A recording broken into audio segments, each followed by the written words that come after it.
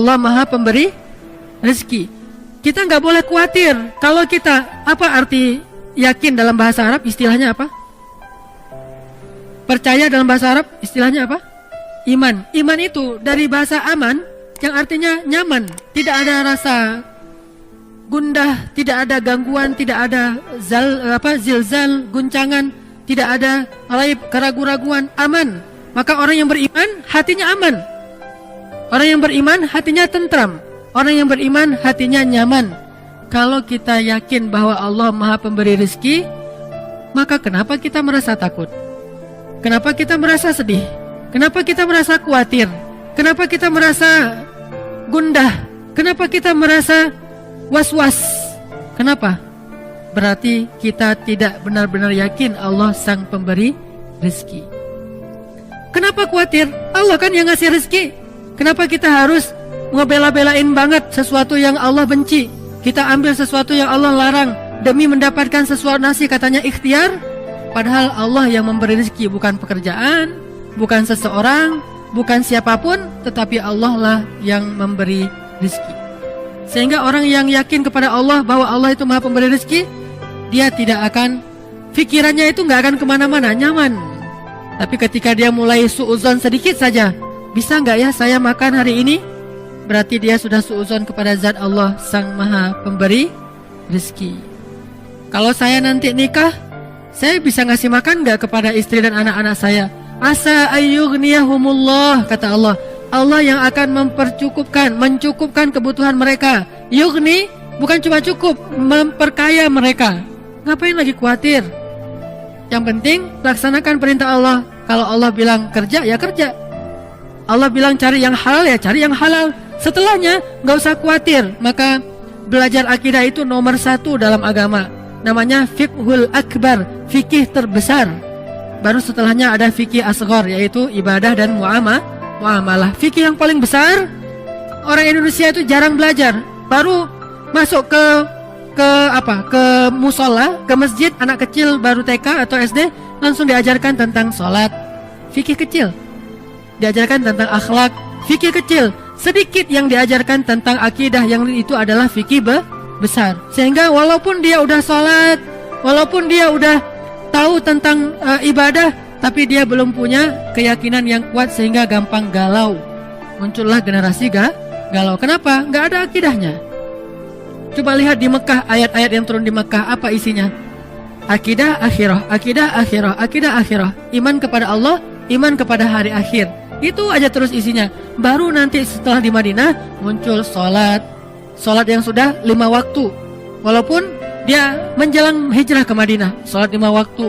Kemudian puasa, kemudian zakat, kemudian jihad, kemudian menutup aurat, hijab, kemudian haji, umroh di Madinah. Kalau sholat menjelang Madinah, walaupun sholat itu udah ada sejak awal risalah, tapi dikonsep dalam bentuk 5 waktu menjelang ke Madinah. Intinya syariat itu baru muncul setelah sampai di Madinah. Sebelumnya akidah akhirah, akidah akhirah. Coba lihat ayat-ayat tentang yang di juz amma, rata-rata akhirah, akidah. Ini menunjukkan bahwa yang harus kita bangun terlebih dahulu adalah jangan suuzon sama Allah. Kalau kita udah gak suuzon sama Allah, insya Allah kita gak akan suuzon sama manusia. Kita tidak akan menjelek-jelekkan manusia. Kenapa? Bagaimanapun juga dia adalah ciptaan Allah. Makanya salah satunya yang paling gampang, misalnya Allah Maha Pemberi rezeki. Udah, kenapa ragu? Kenapa kita bilang ini jangan, ini gak boleh, pekerjaan ini haram, tapi keuntungannya gede? Berarti makin gede dosanya. Udah, tinggalkan saja pekerjaan ini, ambil pekerjaan lain yang halal. Terus saya mau makan apa? Nah, ini enggak yakin sama Allah nih, iftira. Ini suuzon sama Allah. Kalau misalnya dikatakan ini haram Ustaz, haram. Tanya lagi ke Ustaz lain, Ustaz ini halal enggak? Haram. Ustaz ini halal enggak? Haram. Dalilnya jelas. Ya sudah, mulai hari ini juga saya langsung akan resign. Saya akan minta berhenti. Bahkan uang pensiunnya pun saya nggak berani makan. Kalaupun saya ambil, saya kasih ke fakir miskin, tapi saya tidak akan makan. Kenapa?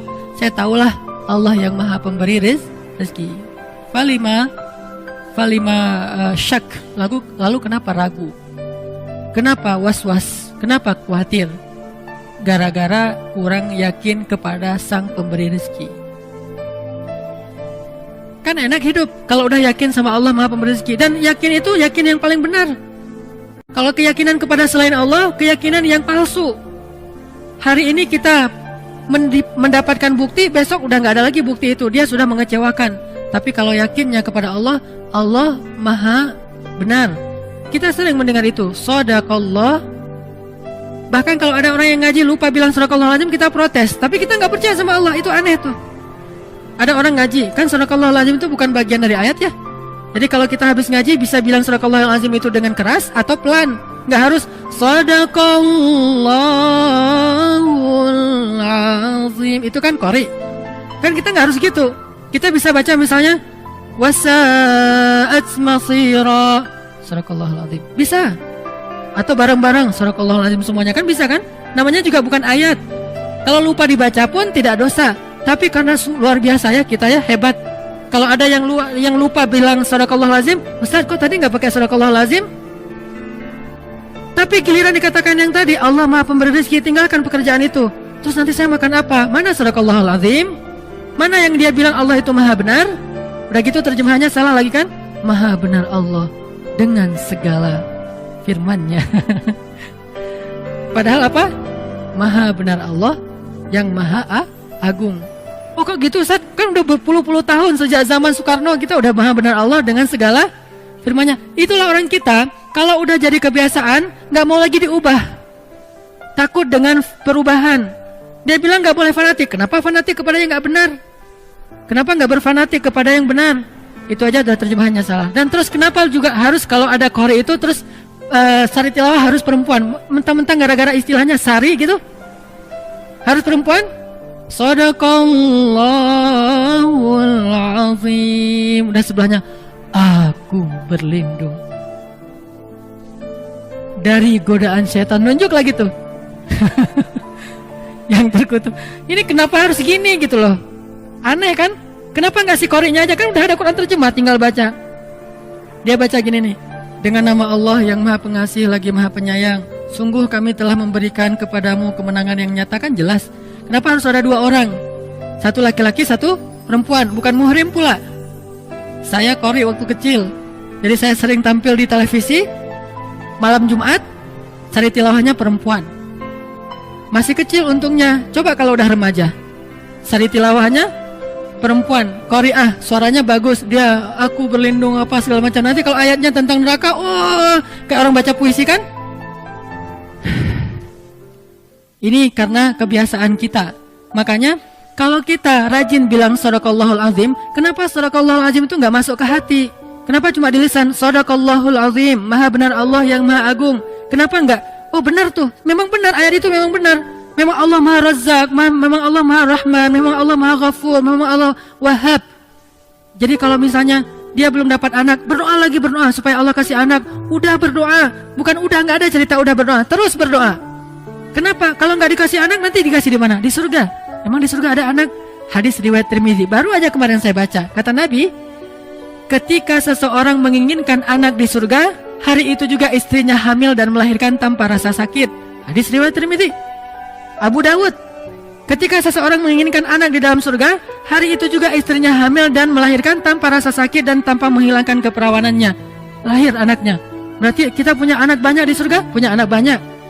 Makanya gak usah berputus asa, minta aja anak. Rabbi habli minas salihin, Rabbi habli min ladunka waliya, waj'alhu Rabbi radiyya, Rabbi habli min ladunka dzurriyyatan thayyibah, Rabbana hablana min azwajina wa dzurriyyatina qurrata a'yun. Kok belum Ustaz? Ala inna nasrallahi qarib, innallaha sami'ud du'a, Rabbi habli minas salihin, Rabbi habli minas salihin. Terus saja minta. Kenapa? Allah kita yakin Sami', Maha mendengar.